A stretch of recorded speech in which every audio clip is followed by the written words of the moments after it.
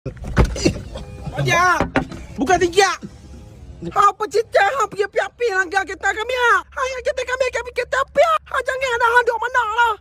Jangan sampai aku lepek muka putih-putih apa lah. Allah, nak terbabi. Hak muka apa dia, Mang? Hak mu langgar kereta aku, apa dia? Apa masalah, Mang? Saya orang Kelantan, bang. Mau Kelantan? Alah, Kelantan ke? Hak dak royak awal-awal. Sesi demo lah ni dah. Tak apa, jom kita kau pi makan toilet. Alamak. Langgar kita orang. Ni, mata kau ni. Kau buta ke? Kereta aku dilanggar kau, Pok. Aku mana? Silamak cerita kau aku pada. Apa?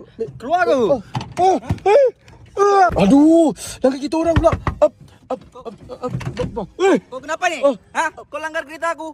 Minta maaf bang. Apa ni? Kau mau ginung kan semalam? Beginilah perangai kau ni kan. Buduk. Geramnya kucing lalu bakas menyorong kau. Kau sini kau. Tapi langgar kereta aku apa kereta aku kita mahal tapi kenapa kau langgar tapi aku orang jual tapi alah. Aduh. Cakap sama dia. Saya punya kereta tak nampak kah? Kita orang yang tak nampak tak apa. Kereta yang tak nampak. Oh, ni karvir kah? Harga kah? Ada beri kah? Keluar sekarang lah. Aku terlanggar pula.